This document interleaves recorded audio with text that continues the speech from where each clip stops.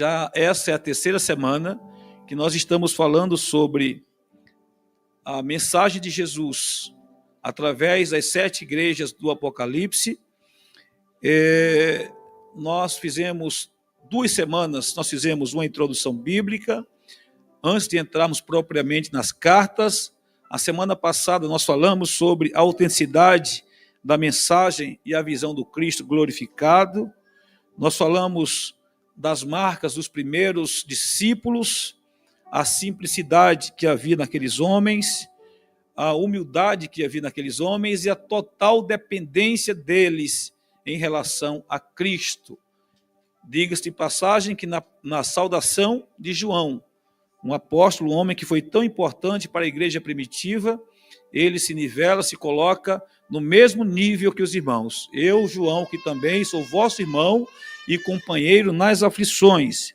Nós falamos da visão que ele teve do Cristo glorificado. Aí falamos, na realidade, a semelhança do Filho do Homem. A gente falou das vestes longas, dos olhos de fogo, aquela visão do Cristo glorificado que João, ele teve os pés reluzentes, a voz como de muitas águas, e cada um com a sua tipologia bíblica, o que representa, o que significa essa visão do apóstolo João.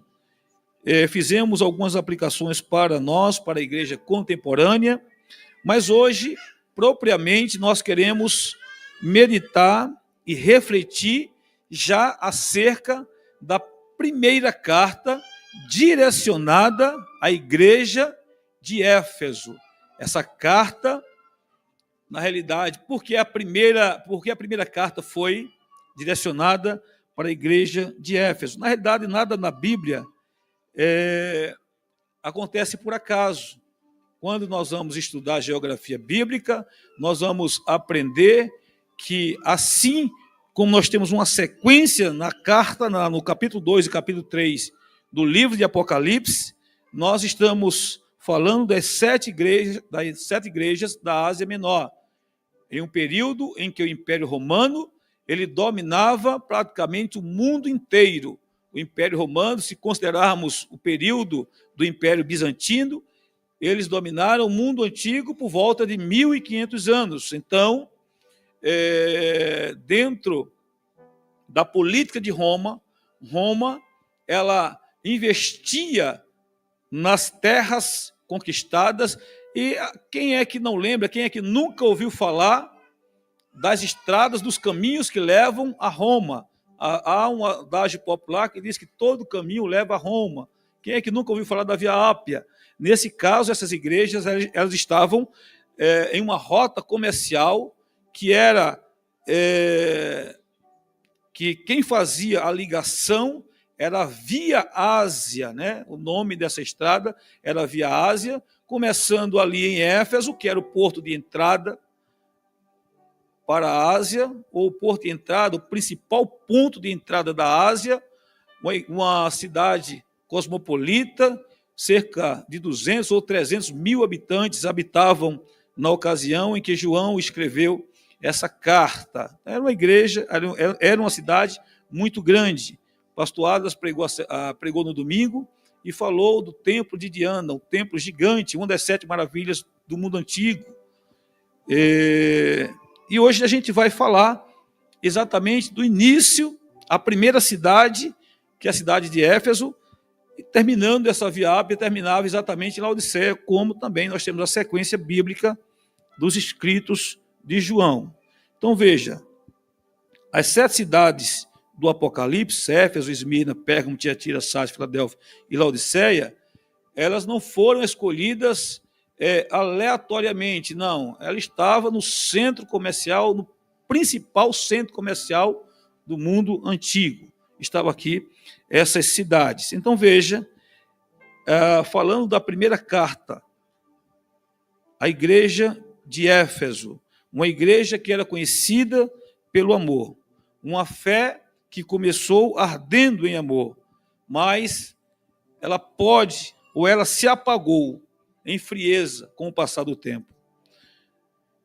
Se o zelo pela verdade não caminhar junto com amor, na verdade, nós estamos fazendo um sacrifício de tolo. Zelo pela palavra, doutrina pela palavra, sem o amor. Se a gente deixar que a frieza do dia a dia, as lutas, as adversidades, as pressões externas e pressões internas que enfrentamos diuturnamente, se nós formos vencidos por essas pressões, certamente o próprio Jesus ele disse que, por se multiplicar a iniquidade, o amor de muitos faria o que mesmo? Esfriaria. Mas para a gente entender um pouco sobre essa carta, a gente precisa primeiro dar um passo atrás e entender como era a igreja, quem fundou a igreja de Éfeso, qual a importância da igreja de Éfeso para a igreja primitiva naquela época. Nós lembramos que essa igreja ela foi fundada aproximadamente entre os anos 60 ou 65 depois de Cristo. E a carta foi escrita entre os anos 85 e 90 depois de Cristo. Portanto, cerca de 30 anos se passou desde que a igreja ela foi fundada ali na Ásia Menor, e nós vamos aprender quem fundou essa igreja. Abra aí a sua Bíblia, Atos dos Apóstolos, a gente vai ler um pouco antes de nós entrarmos propriamente aqui no esboço que nós preparamos. Atos dos Apóstolos, no capítulo, se a gente ler o capítulo 18, se não me falha a memória, 18, depois a gente vai ler o 20, o capítulo 18 e o versículo 18 diz assim, 18 e 18 de Atos, Paulo em Corinto e em Éfeso volta para Jerusalém. Versículo 18, diz assim, e Paulo, ficando ainda ali muitos dias, onde? Em Corinto, despediu-se dos irmãos e dali navegou para a Síria, e com ele Priscila e Áquila, tendo rapado a cabeça em Secreia, porque tinha voto, e chegou a Éfeso e deixou-os ali. Paulo deixa quem ali? Priscila e Áquila, tá? E chegou a Éfeso e deixou ali, mas ele, entrando na sinagoga, disputava com os judeus, e rogando-lhe que ficasse por mais algum tempo, não conveio nisso, antes se despediu deles, dizendo, querendo Deus, outra vez voltarei a vós, e partiu de Éfeso. Então, logo que Paulo ele passa rapidamente pela cidade de Éfeso, ele prega nas sinagogas e ele deixa ali em Éfeso os seus cooperadores, Áquila e Priscila, ficam ali em Éfeso. Mas veja no capítulo 19 e o versículo 1, diz assim, agora falando, da terceira viagem missionária do apóstolo Paulo. Isso sucedeu que enquanto Apolo estava em Corinto, Paulo, tendo passado por todas as regiões superiores, chegou a Éfeso e achando ali alguns discípulos. Então veja que na terceira viagem missionária, Paulo ele volta novamente a Éfeso. Agora veja no capítulo 20 e o capítulo 20, versículo 28. Olha o que aqui diz o texto. Vou ler aqui alguns versículos e você acompanha aí em sua Bíblia. É importante, nós vamos falar dessas igrejas, mas antes de nós falarmos da importância da carta, do conteúdo da carta, nós precisamos entender o contexto social em que os crentes dessas igrejas viviam e a importância que elas tiveram no início, ainda na formação da igreja primitiva, quando o evangelho começou a chegar nessas regiões mais longínquas, através dos apóstolos. Paulo, nós conhecemos muito bem o ministério de Paulo, que foi um ministério profícuo, um ministério frutífero, um homem que deu a vida pelo amor do evangelho do nosso Senhor e Salvador Jesus Cristo. Um homem que sofreu, um homem que padeceu açoites, prisões, naufrágios, padeceu fome, um homem que sofreu toda sorte de situações para exercer o seu ministério. Então, Paulo, ele foi um desbravador do evangelho.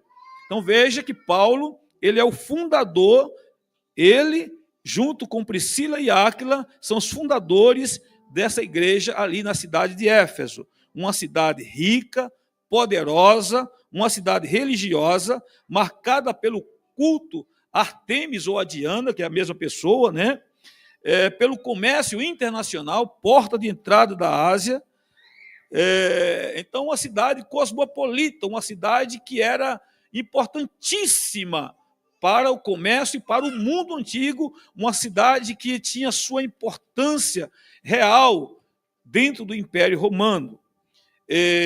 Mas vamos lá, capítulo 20, verso 28.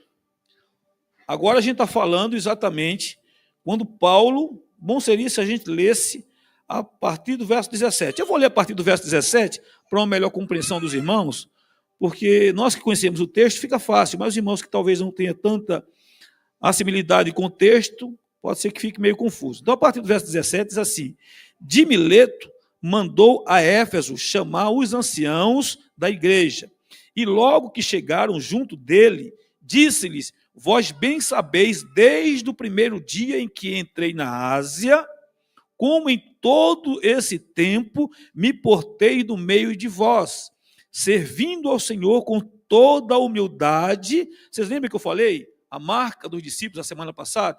A humildade, a simplicidade e a dependência de Deus. Então, era uma marca dos primeiros discípulos, dos homens que foram tão importantes para a plantação das igrejas, e através desses homens o evangelho chegou até nós. Eram homens que não amavam de forma nenhuma a vaidade, a avareza, que não condicionava o seu servir a Deus, eles não colocavam nenhuma condição. A única condição que, aliás, a única coisa que eles precisavam, sabe de que era? Perna, braço, boca para falar de Jesus. E a gente vai ver isso, Paulo dizendo isso, exatamente isso. Desde o primeiro dia que entrei, porque Éfeso era a porta de entrada da Ásia. Aí o verso 19 ele está dizendo: servindo ao Senhor com toda a humildade e com muitas lágrimas e tentações que pelas ciladas dos judeus me sobrevieram. Ele está dizendo: olha, eu chorei muito, derramei muitas lágrimas, porque os judeus fizeram de tudo para me parar, mas não pararam. Aí ele diz: olha, como nada que útil seja, deixei de vos anunciar e ensinar publicamente e pelas casas, testificando tanto aos judeus como aos gregos. Ele está dizendo: eu não fiz acepção, eu preguei tanto a um público como preguei a outro público. Ele diz o seguinte: como nada que útil seja, deixei de vos anunciar e ensinar publicamente pelas casas, testificando tanto aos judeus como aos gregos, e a conversão a Deus e a fé em nosso Senhor Jesus Cristo. E agora, eis que ligado eu pelo Espírito, olha a dependência mais uma vez aqui se mostrando, vou para Jerusalém, não sabendo que lá me há de acontecer, senão o que o Espírito Santo de cidade em cidade me revela, dizendo que me esperam prisões e tribulações, mas em nada tenho a minha vida por preciosa, contanto que cumpra com alegria a minha carreira e o meu ministério que recebi do Senhor Jesus, para dar testemunho do evangelho da graça de Deus. Olha a dependência que esses homens tinham, a simplicidade, a humildade que esses homens tinham e a dependência total do Espírito Santo de Deus. Ele disse: olha, eu não sei o que é que eu vou fazer lá. Eu não sei o que é que vai acontecer. Porém, o Espírito Santo tem me revelado de cidade em cidade que me aguarda. Prisões, açoites. Irmãos, você iria? Vamos ser bem sinceros. A gente está vendo hoje uma classe lá vai eu começar de novo. Não tem jeito.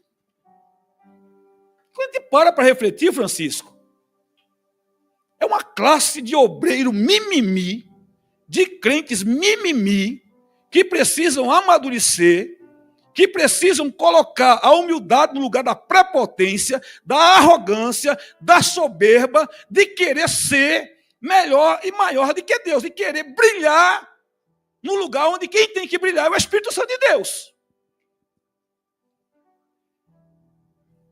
Eu começo a falar, essa palavra começa a aquecer, a quentar no meu coração.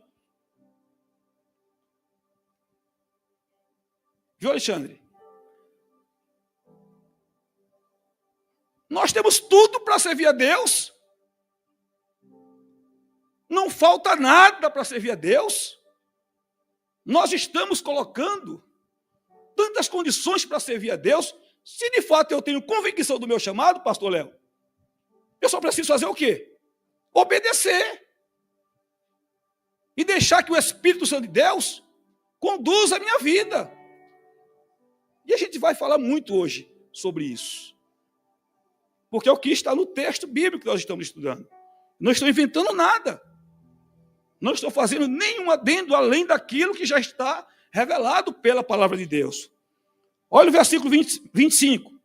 E agora, na verdade, sei que todos vós, por quem passei pregando o reino de Deus, eu vou voltar mais o versículo 24, que eu amo essa expressão, ele diz assim, ó, em nada eu tenho a minha vida por preciosa, Heber. Ele está dizendo o seguinte, a minha vida não vale de nada, contanto que eu cumpra com alegria o quê? Cumprir é com tristeza, não. É andar murmurando, reclamando. Então a gente não tem convicção nenhuma da chamada. Vamos deixar esse negócio de crente do lado. Eu falei esses dias para um obreiro. Se tu for servir por dinheiro, fala o seguinte, é melhor servir o diabo paga mais, não te dá prosperidade, mas pagar dinheiro, paga mais. Falei num tom de brincadeira, mas é verdade. Ou não é assim? Ou não é assim, Marciano? Né? Eu tenho que servir por convicção. Convicção é o chamado. Se é que eu tenho chamado. Nós vamos voltar aqui para o texto.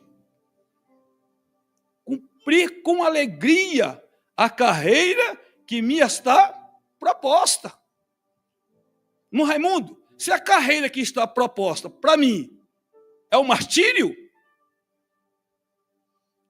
se eu recuar, ele não vai ter prazer. Eu tenho que fazer o quê? Me revestir de força, pedir graça a Deus. Jesus, ele orou ao Pai e disse, Pai, se possível for. Então a gente ora, Senhor, livra-me do mal. Não me induzas à tentação. Livra-me do mal. Não é pecado orar. E Paulo também orou. Mas ele disse, olha, eu não tenho minha vida por preciosa. Se tiver que ir lá sofrer o martírio, eu vou. E como ele foi. E como ele sofreu. E como ele foi decapitado. Contanto que eu cumpra com alegria a minha carreira, o meu ministério. Aí você vai perguntar para um obreiro, está tudo bem? Anda se arrastando, parece que está arrastando, um monte de bola de ferro nos pés. Não tem força, não tem vigor, não tem vida, não tem uma palavra de ânimo. Parece que está servindo amarrado, angustiado. A vida toda é cara feia, cara emburrada. Nós precisamos nos converter. Para servir a Deus dessa forma, Ele não vai se agradar. Vai se agradar de nós? De forma nenhuma. E agora, na verdade, sei que todos vós, por quem passei pregando o Rei de Deus, não verei mais o meu rosto, porquanto no dia de hoje vos protesto que estou limpo do sangue de todos, porque nunca deixei de vos anunciar todo o conselho de Deus. Olha o versículo 28. Olhai por vós e por todo o rebanho sobre que o Espírito Santo vos constituiu bispos, para apacentardes a igreja de Deus, que ele resgatou com o seu próprio sangue. A igreja, está dizendo, é de Deus. Foi ele que resgatou com o seu próprio sangue. Olha o verso 29. Olha a convicção que Paulo tinha. A certeza que Paulo tinha. Verso 29. Porque eu sei isto, que depois da minha partida entrarão no meio de vós lobos cruéis, que não perdoarão o rebanho. Paulo está dizendo, eu não fui pesado em nada a vocês. Eu não condicionei servir a vocês. Mas eu sei que depois da minha partida, ele está dizendo, olha, vai se levantar no meio de vocês lobos cruéis, que não perdoarão o rebanho. Ou seja, exploradores da fé, homens que faz do evangelho, homens e mulheres que fazem do evangelho um meio de vida. Outros que são levados por esses e não querem o evangelho de confronto, aí fazem do evangelho o quê? Filosofia de vida, porque não aceitam o confronto do evangelho. Querem servir de qualquer jeito. Querem servir sem pagar nenhum tipo de preço. E muitos ainda dizem assim, o preço Jesus já pagou lá na cruz por mim. Muitos falam isso. Jesus, ele disse aos discípulos, olha, quem quiser vir após mim, tem que fazer o que mesmo? Tem que fazer o que mesmo? Tome cada dia o quê? Sacrifício. E siga-me. Quer servir? Negue-se a si mesmo. Tome todo dia a sua cruz e faça o quê? Siga-me. A verdade é que hoje não tem mais. Parece que a gente está vivendo um período, é uma geração de crentes, infelizmente, mas Deus, ele tem o seu remanescente. Sabe por que vocês estão aqui, irmãos? Sabe por quê? Os bancos poderiam estar cheios, não é isso? Nós estamos em quê? Umas 40 pessoas? 40 pessoas, mais ou menos? 44, irmãos, até já me deu a conta aqui, 44, mais os que estão ali, 45. Mas não vamos chutar aqui no máximo 50 pessoas. Mas poderia ter trazido as pessoas, ou não? Mas estão com fastio da palavra de Deus. E no culto ensino, para ouvir o confronto, não quero. Essa é a verdade. Mas sabe o que está faltando? Homens e mulheres de Deus que não condicionem o servir a Deus. Que preguem a verdade com a sua vida. Deixar de ser covarde. Deixar de ser medroso. Deixar de ser frouxo.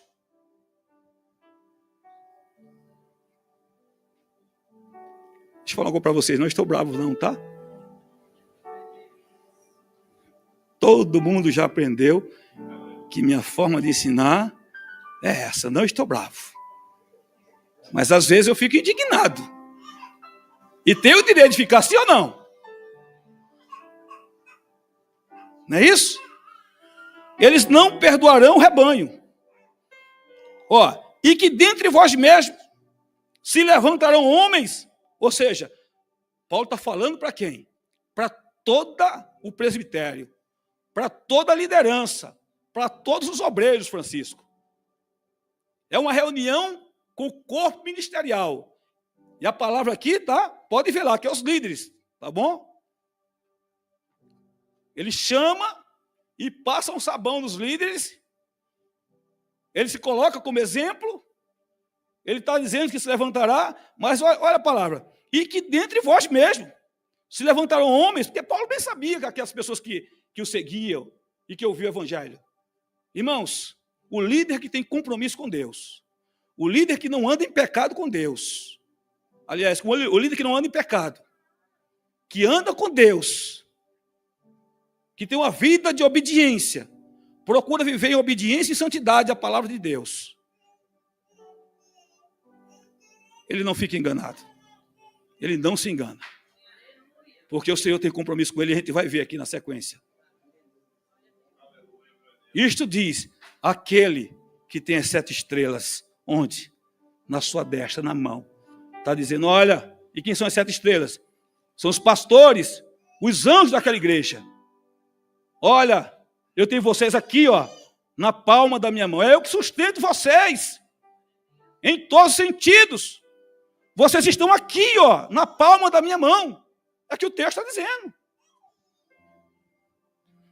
E que dentre vós se levantarão homens que falarão coisas perversas para atrair os discípulos após si. Ó, vai se levantar do meio de vocês. Vai ter esse grupo que vai querer fazer o quê? Arrebanhar os discípulos para quê? Para quem? Para eles.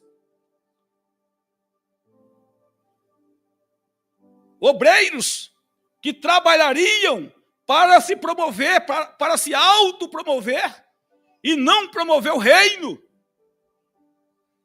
É isso que Paulo está dizendo. E com isso, eles vão atrair as ovelhas, os discípulos, para si. Irmãos, nós não fomos chamados para atrair discípulos para nós, não, irmãos. Nós não fomos chamados de forma nenhuma para nos promovermos diante daquele que é. Nós somos servos. Eu, João, que também sou vosso irmão, companheiro das aflições. Olha só. Aí tem uns abestalhados, uns abobalhados, que até estufa o peito quando ele vai saudar a igreja, ou quando ele vai saudar o irmão com a paz do Senhor. Ele olha para os irmãos, eu sou pastor, olha de cima, eu quero ser bajulado, eu quero ser adorado, eu quero ser reverenciado. Tem um pastor aí na internet aí que pode ver. Esse pastor tem que ser temido, adorado, reverenciado. Pastor é a figura de Deus da igreja, pastor é... Eu falei, Jesus querido... Ah, irmão, eu nem consigo terminar de ouvir essas coisas, dá vontade de eu quebrar o celular. Eu sou sanguíneo. E o celular não tem nada a ver com isso, né? Tanta besteira. Quanto mais eu sumo, mais eu quero desaparecer. Quanto mais eu quero que Cristo apareça, eu quero desaparecer. Glória a Deus. É isso que eu vejo na Bíblia. E hoje, conversando com o obreiro, a gente estava falando dos desafios da igreja contemporânea. É um obreiro antigo também do campo, e eu conversava com ele por telefone.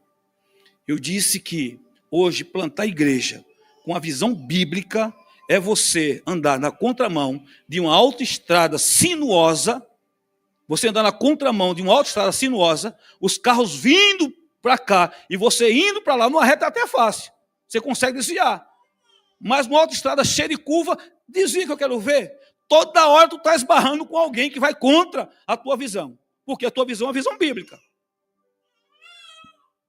Não está fácil hoje pastorear a igreja nos dias da igreja contemporânea. Aí Paulo, olha, voltando aqui para o texto. E que dentre vós mesmos se levantarão homens que falarão coisas perversas, para atrair os discípulos após si. Portanto, vigiai, lembrando-vos de que durante 3 anos... Olha Paulo dizendo, ó, durante 3 anos, não cessei noite e dia de admoestar com lágrimas a cada um de vós. Vocês estão entendendo? De admoestar com lágrimas a cada um de vós. Agora, pois, irmãos, encomendo-vos a Deus e a palavra da sua graça, e Ele que é poderoso para vos edificar e dar herança entre todos os santificados. De ninguém cobicei a prata, nem o ouro, nem a veste. Olha, a igreja de Éfeso era estava numa cidade cosmopolita. numa cidade riquíssima. Certamente tinha irmãos na igreja, ricos, abastados. Sim ou não, irmãos? Eu posso sim contextualizar o texto, extrair um pensamento, porque a igreja ela estava em uma cidade cosmopolita. E tinha crentes de todas as classes sociais na igreja. Aí Paulo está dizendo, de ninguém cobicei a prata, nem o ouro, nem a veste. Vós mesmos sabeis que para o que me era necessário, a mim e aos que estão comigo, estas mãos me serviram. Tenho-vos mostrado em tudo que, trabalhando assim, é necessário auxiliar os enfermos e recordar as palavras do Senhor Jesus, que me disse, mas bem-aventurada coisa é dar do que receber. E havendo dito isso, pôs-se de joelhos e orou com todos eles. E levantou-se um grande pranto entre todos, e lançando-se ao pescoço de Paulo, o beijavam. Paulo disse, olha, eu não fui pesado a ninguém, eu trabalhei com as minhas próprias mãos, e do que eu ganhava, eu lembrei do que disse Jesus, melhor coisa é dar do que receber. Ô, irmãos, é maravilhoso, né? É maravilhoso. A gente encontra aqui um princípio da semeadura, da lei da semeadura. Porque a semente que prospera não é a semente que eu como. É a semente que eu faço o quê? E ele disse, olha, eu lembrei das palavras do Mestre Jesus. Então veja, Paulo, já vamos voltar aqui para o nosso... E a hora ali, é aquilo ali mesmo, Jesus. Eu fico muito empolgado, né? Veja, então Paulo foi o fundador da igreja. Ele passou lá pelo menos, em 3 passagens, Paulo passou na igreja de Éfeso, certo? Agora, uma igreja, quer ver só? Éfeso, a carta que Paulo escreveu a Éfeso, no capítulo 1, verso 15, se não me falha a memória, Paulo, agora preso em Roma, ele escreve uma carta para aqueles irmãos. O verso 15 diz assim, pelo que ouvindo eu, também a fé que entre vós há no Senhor Jesus, e o vosso amor para com todos os santos. Éfeso era uma igreja conhecida pelo amor. Aí Paulo diz, não cesso de dar graça a Deus por vós, lembrando-me de vós nas minhas orações. Uma igreja conhecida pelo amor. Então vamos lá. Vamos voltar agora aqui para Apocalipse, capítulo 2. Então vamos lá.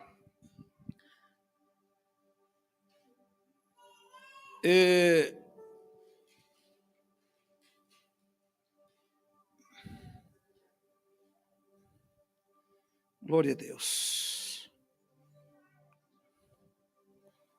Vamos voltar aqui para o texto bíblico 2. Então veja só, irmãos.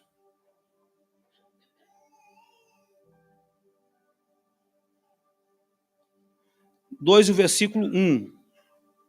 Olha o que diz.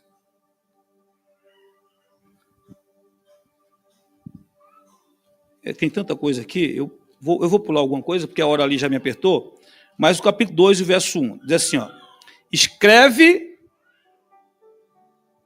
ao anjo da igreja que está em Éfeso, isto diz aquele que tem na sua destra as 7 estrelas, que anda no meio dos 7 castiçais. Olha a apresentação, a gente já fez a introdução há 2 semanas atrás, em relação a esse autor. Falamos do contexto social, abrimos aqui, falamos de várias coisas até entrar na primeira carta. Então, agora, voltando-se para a primeira carta, a partir do capítulo 2, isto diz aquele que tem na sua destra as 7 estrelas, que anda no meio dos 7 castiçais. Está dizendo, ele está se apresentando. Quem é que está enviando essa carta? é aquele que tem na sua mão direita, os 7 pastores, os 7 anjos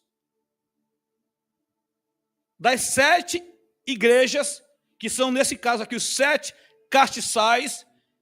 Ele está dizendo, sou eu que escrevo. Nós falamos da autenticidade da carta na semana passada. Agora veja, entrando propriamente na carta, ele diz que aquele que tem na mão, o que aqui significa? As estrelas representam os anjos, ou mensageiros das igrejas do Apocalipse 1:20. Olha o que aqui diz o versículo 20. O mistério das 7 estrelas que viste na minha mão, ou na minha destra, e dos 7 castiçais de ouro. As 7 estrelas são os anjos das 7 igrejas, e os 7 castiçais que vistes são as 7 igrejas. Eu falei no primeiro, quando nós estávamos introduzindo esse tema, que nós tínhamos pelo menos 3 pontos em comum nas 7 cartas. Hoje, eu acrescentei mais um ponto. Então, em vez de 3, eu vou considerar 4 pontos. Primeiro, uma apresentação formal de quem estava enviando a carta. Segundo, reconhecimento de tudo que aquelas igrejas e os seus líderes faziam. Terceiro, a exortação. E quarto, uma promessa. Então, na apresentação aqui para a igreja de Éfeso, ele está dizendo que aquele que tem na sua mão os 7 pastores das igrejas, e aquele que anda no meio das 7 igrejas. Então veja, com base nesse texto bíblico e com base em tantos outros textos bíblicos, quem é que está aqui em nosso meio nessa noite? Quem é? Será que nós acreditamos nisso ainda? Será, irmãos, que nós ainda acreditamos nisso? Louvado seja Deus.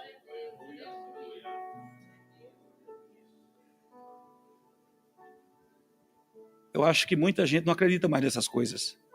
Muita gente já não pensa mais nessas coisas. Muita gente já não tem mais essa referência, né? Então veja, isso mostra que ele sustenta, guarda, dirige a liderança espiritual. Ele tem um compromisso formado. Se ele te chamou, se você é um líder que foi levantado por Deus, porque tem líder que não foi levantado por Deus, e a gente precisa saber disso. O líder que foi levantado por Deus, que foi forjado pelo Espírito Santo de Deus. Pastor Léo, o sangue dá no meio da canela, o pescoço rola, mas ele não sai do seu lugar. Se foi Deus que me trouxe aqui para o Ruge Ramos, as potestades do inferno posso levantar, os homens posso levantar, as autoridades posso levantar, a coalizão do mundo espiritual pode levantar, mas ninguém vai tocar em mim sem ele permitir. Eu estou guardado na sua mão. E se o que tiver reservado para mim for o martírio, contanto que eu cumpra com alegria a carreira que ele preparou para mim. No livro do Gênesis, a oferta que foi aceita foi a oferta de Caim ou foi a oferta de Abel? A oferta de Abel. Mas o que é que estava preparado para Abel? A morte. O primeiro mártir da história é Abel. E o escritor aos Hebreus começa falando dos heróis da fé.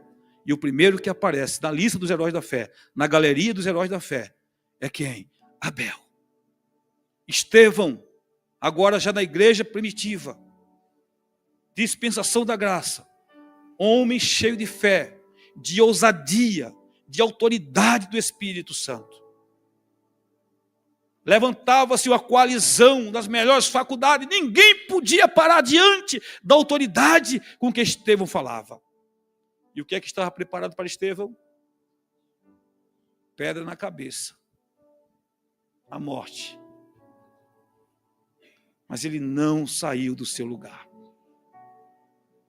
Se você é um líder, se você tem convicção que quem te chamou foi Deus, você precisa depender de Deus, do Espírito Santo de Deus. Você não pode abrir mão do seu chamado, se você tem essa convicção, porque ele está dizendo, eu tenho na mão, é eu que dirijo, é eu que oriento, eu sou responsável, é isso que ele está dizendo, amém? Mas veja, ele também diz o seguinte, é aquele que anda, que se move no meio dos 7 castiçais. Às vezes eu fico pensando, eu estava estudando aqui, meditando, refletindo nesse texto, e fiquei pensando comigo. Estava até conversando com o Léo e me ajudou, porque ele me falou de uma pessoa, e eu falei, rapaz, eu não conheço não, eu sou ruim de conhecer essas pessoas famosas. E eu acabei dando risada com ele. Mas suponhamos que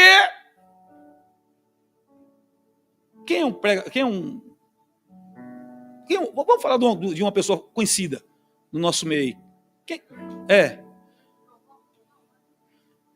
Não, vamos ver, ó, tem agora, acho que na próxima semana agora, tem um indivíduo famoso, não vou nem falar o nome dele para não dar ibope, tá?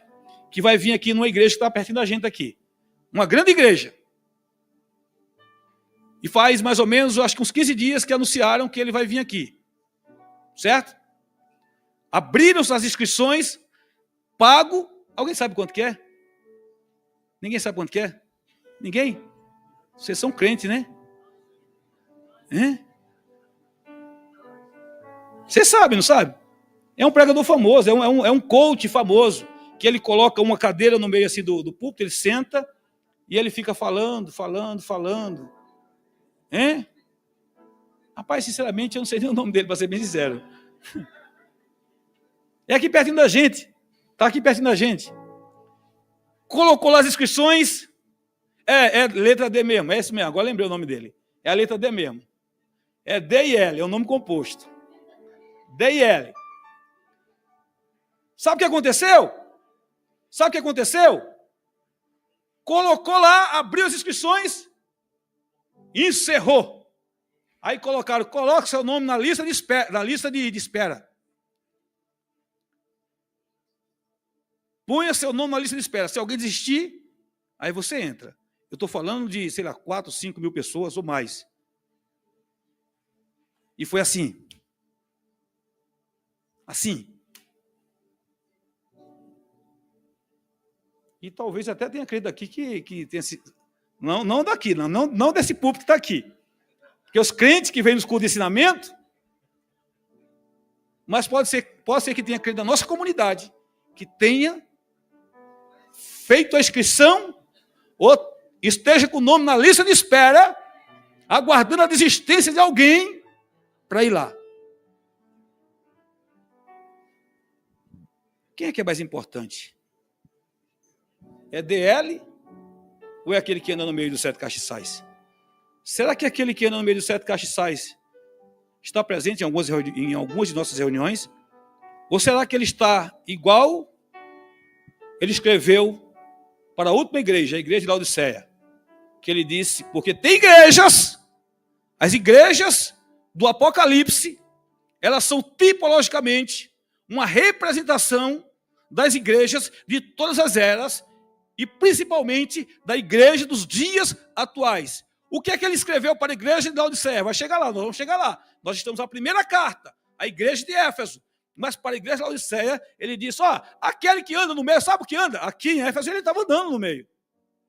Ele disse, Laodiceia, eis que estou onde? A porta. E faço o quê? E bato. E lá no original essa batida é uma batida assim, ininterrupta e constante. Se alguém abrir a porta, entrarei. Cearei com ele e ele comigo. Tem muitas igrejas por aí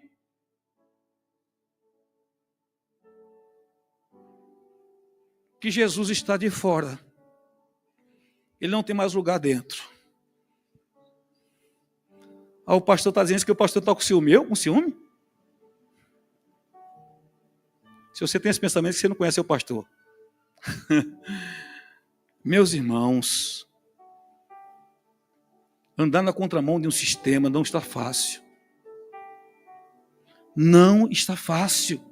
Aqui ele está dizendo, olha, eu ando no meio dos 7 castiçais. Os castiçais são essas igrejas. O Senhor não está distante, Ele caminha no meio do seu povo. Observando, cuidando, corrigindo, animando, restaurando. A presença dEle é real no meio do seu povo. Se o objetivo é servir a Ele, se o objetivo é servir ao Rei, Ele vai estar no nosso meio e vai acontecer o que aconteceu domingo aqui. O que tem acontecido aqui frequentemente. Eles têm se feito presente em nosso meio. Amém, meus irmãos? Então veja. Assim, antes de reconhecer, exortar ou prometer, Cristo se apresenta como Senhor soberano da igreja. Aquele que segura em suas mãos a liderança e que caminha no meio da congregação, no meio do seu povo. É uma lembrança que a igreja não pertence a homens, mas ao Senhor da glória. A igreja contemporânea precisa resgatar essa visão de Cristo. Ele é quem sustenta seus pastores e líderes e quem passeia no meio do seu povo. Nenhuma igreja está esquecida. Nenhum de nós estamos esquecidos. A igreja sou eu, é você. Ele conhece as minhas necessidades. Ele conhece as suas necessidades. As necessidades mais íntimas, Ele conhece. Tu é sincero diante dEle? Você é sincero diante dEle? Eu sou sincero diante dEle? Eu estou servindo a Ele realmente para ir morar no céu? Se eu não estou condicionando o meu serviço a Ele, o meu servir a Ele, Ele tem compromisso comigo, Gabi. E no tempo certo, Ele vai abrir a porta que está fechada. No tempo certo, Ele pode curar a enfermidade que tem afligido o meu corpo físico. No tempo certo, Ele pode restaurar, entrar com salvação para aqueles que nós estamos apresentando. Se eu tenho essa convicção que Cristo, Ele passeia no meio do seu povo, que Ele sustenta a liderança da igreja, irmãos, nada vai nos faltar. Amém? O Salmo 23, o Senhor é o meu pastor, de nada eu tenho falta. Não é nada me faltará, não. De nada eu tenho falta. Amém? Glória a Deus. Deixa eu correr aqui. A hora já me apertou, eu vou só rapidamente. Mas o culto de ensinamento tem que ter pelo menos 2 horas, né? Olha o reconhecimento. Ponto 2. Primeiro, ele se apresenta como autor. Segundo, olha o que é que ele diz. Olha o que é que ele diz aqui, o verso 2 e o verso 3. Acompanhe em sua Bíblia. Eu sei as tuas obras e o teu trabalho e a tua paciência e o que não pode sofrer os maus, e puseste à prova os que dizem ser apóstolos e não são, e tu os achaste mentirosos, e sofreste e tens paciência e trabalhaste pelo meu nome e não te cansaste. Uma mensagem direcionada, direta ao anjo da igreja. Wallace, me dá mais retorno aqui, por favor. Não sei se você consegue me dar mais retorno. Ou os irmãos conseguem. Está faltando a voz aqui, meu irmão.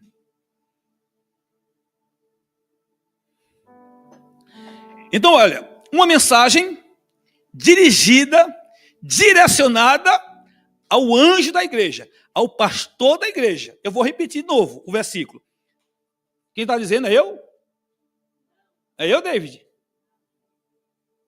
É eu, Flávio? Não, né? É o texto bíblico, ó. Eu sei as tuas obras, é Deus falando assim, ó. Pastor Léo, eu sei as tuas obras, o teu trabalho, a tua paciência, o que não pode sofrer os maus, e puseste a prova os que dizem ser apóstolos e não são, e tu os achaste mentirosos. Sofreste, tens paciência e trabalhaste pelo meu nome, e não te cansaste. Irmãos, o pastor que tem convicção do seu chamado, ele não fica refém de ninguém. A nossa oração, sabe qual é a nossa oração?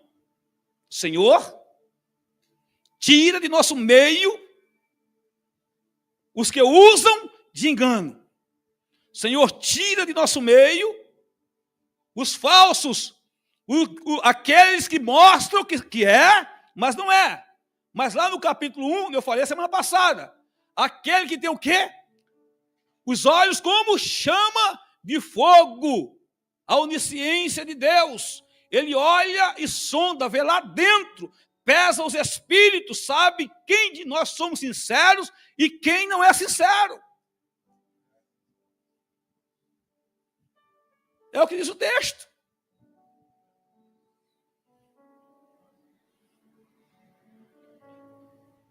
É uma mensagem de reconhecimento.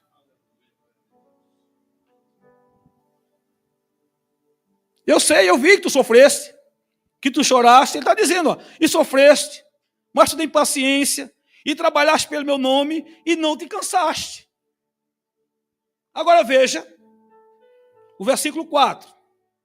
E eu já vou chegar daqui a pouco na exortação. Porque parece que está tudo bem com o pastor, né? Está tudo bem nada. O chicote também estrala para o lado do pastor. O chicote também estrala. Lá no comecinho aqui eu escrevi assim, ó. Quer ver? Eu vou voltar aqui só um pouquinho para você entender. Ó, uma fé que começou ardendo em amor pode se apagar em frieza, se o zelo pela verdade não caminhar de mãos dadas com a devoção ao Senhor. Se tiver zelo pela doutrina e pela palavra, mas não tiver amor também, adianta nada. Somente doutrina, ensinamento e não manifestar o amor. Ontem eu estava com um casal e falando com ele, né? Algumas situações, eu digo, a gente sabe que o camarada, você está abraçando ele, você está estendendo a mão para ele. Foi o Alexandre, né, Alexandre? A gente estava conversando, eu estava falando. E o cara está com a faca nas tuas costas, furando assim, ó, picotando, e você está dizendo, eu estou vendo, eu estou sentindo as punhaladas. Mas se eu for revidar, eu mato o miserável. Se eu for revidar, eu mato o miserável. Porque a faca dele é aqueles cotoquinhos, sabe? Vai ferindo. Mas a faca do pastor, a espada, ela dá e tora o cara no meio. Aí mata. Aí você vai tendo paciência. Você vai tendo paciência para tentar recuperar o indivíduo. Você quer recuperar o indivíduo. Você quer ajudar, quer levar ele para o céu. Porque tem gente que acha que o pastor é bobo, é besta, como é de lá no Nordeste. Ah, o pastor não está vendo, o pastor não tá... O pastor vê tudo, meu filho. O pastor vê tudo, minha filha. O Senhor mostra para o pastor, mas o pastor não age, ele não faz o que ele quer. Jesus diz, deixa crescer junto. Não pode colocar a mão para arrancar o joio. Deixa crescer com o trigo.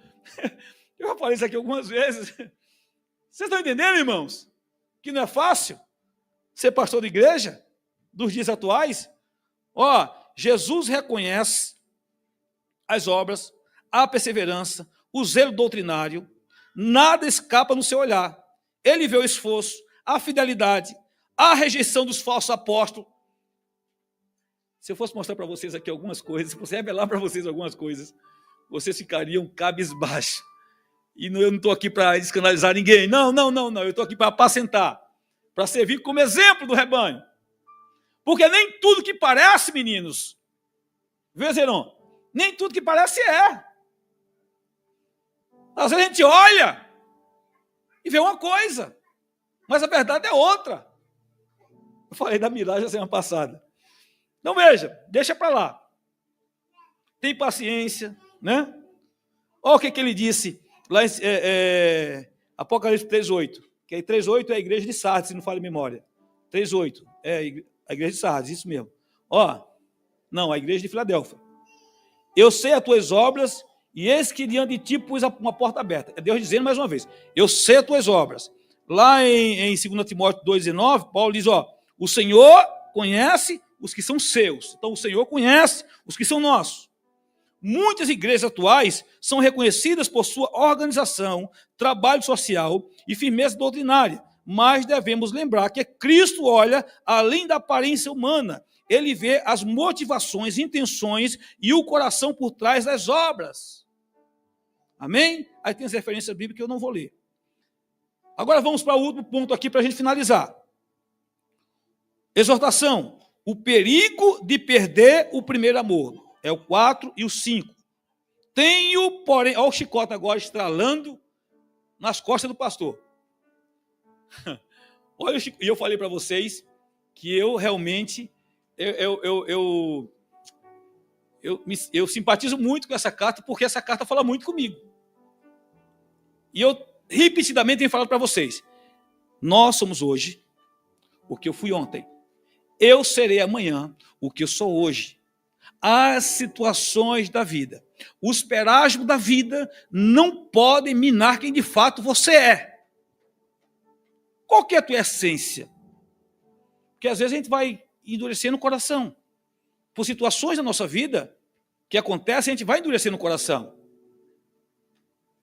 E a gente não pode deixar que essa situação mude quem nós somos. Mas o pastor é besta. Mas o fulano é besta. Mas o ciclano é besta. Não, a essência dele é assim. A essência dela é assim. E isso é uma dádiva, é uma virtude de Deus. Aí ele disse aqui, tenho porém contra ti. Começou bem. A mensagem começou bem. Eu conheço as tuas obras, tu pusesse à prova aqueles que dizem que isso aí não é. E a palavra começou bem. Mas quando chega aqui, tenho porém contra ti, que deixaste a tua primeira caridade, ou seja, o teu primeiro amor. Lembra-te, pois, de onde caíste e arrepende-te e pratica as primeiras obras, quando não brevemente a ti virei e tirarei do seu lugar o teu castiçal, se não te arrependeres. Vocês estão vendo? Que se o pastor não vigiar, ele fica.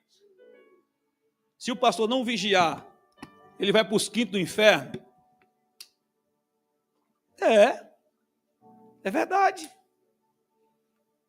Se o pastor não tiver paciência, se ele não vigiar, se ele deixar que a situação endureça o coração dele, e ele não apacente com amor, só apacente com a doutrina, está cheio também daqueles pastores ainda, como eu falei para vocês no início, arrogante, prepotente, que bate, que machuca, que esfola o rebanho, e não tem o bálsamo. Que pastoreiam como se o rebanho fosse dele. Pensa que eles têm autoridade sobre o rebanho. E a Bíblia não me dá esse direito. Eu tenho que apacentar o rebanho, que é de quem? De Cristo. E eu vou ter que fazer o quê? Eu vou ter que apresentar esse rebanho ao sumo pastor. Eu não posso chegar aqui e sair espancando ninguém, porque eu não fui chamado para espancar. Eu posso pregar a palavra, mas meu irmão, ajudá-lo na caminhada. Essas pessoas, você sabe muito bem disso, eles vão falar mal de você, eles vão te trair, eles vão ser ingratos, eles vão ser ingratos. Não vou reconhecer nada que você fizer de bom. E tu tem que fazer, sabe o quê? Amar, abraçar, estender as mãos, ajudar. Porque se você não fizer, porque se eu não fizer, eu vou para o céu da boca do cachorro. Minha mulher está dando risada, porque não é ela? Brincadeira, porque ela também, que bateu aqui, machuca ela também. Bateu nela, me machuca também. Ou não é assim? É um ministério só. É um ministério só. Olha o chamado. Lembra-te, arrepende-te e pratica as primeiras obras. Lembra-te, um chamado. Lembra-te, arrepende-te e pratica as primeiras obras. Se o pastor vier pastorear, simplesmente, eu tenho chamado, eu vou pastorear. E se ele não observar os critérios para ser pastor, sabe para onde ele vai? Para bem longe de Jesus, não para o céu. Porque o texto aqui é claro, arrepende-te, porque senão a ti virei. Olha o texto. Lembra-te, pois, de onde caíste, e arrepende-te, e pratica as primeiras obras, quando não brevemente a ti virei e tirarei do seu lugar o teu castiçal, se não te arrependeres. 1 Coríntios 13 e 2. 1 Coríntios 13 e 2, que é que diz o texto? Se lê a partir do verso 1, está falando da excelência. Olha lá o texto. E ainda que tivesse o dom de profecia, e conhecesse todos os mistérios e toda a ciência, e ainda que tivesse toda a fé, de maneira tal que transportasse os montes, e não tivesse amor, nada seria. Vocês estão entendendo? Aí Joel 2 e 12, Apocalipse 3 e 1, tens o nome de que vives, a igreja de Sardes, tens o nome de que vive, estás morto. A gente vai falar também sobre a igreja de Sardes. É possível ter ministérios ativos, pregações firmes, ortodoxia bíblica, teológica, mas perder a essência, o amor por Cristo e pelas pessoas. A igreja de hoje é chamada a revisar a sua motivação. Será que trabalhamos apenas por tradição, lucro ou trabalhamos por amor ao Senhor? É uma pergunta. E eu vou repetir essa pergunta. Uma pergunta para nós que somos líderes. Uma pergunta para nós que somos líderes. Será que trabalhamos apenas por tradição, lucro ou trabalhamos por amor ao Senhor?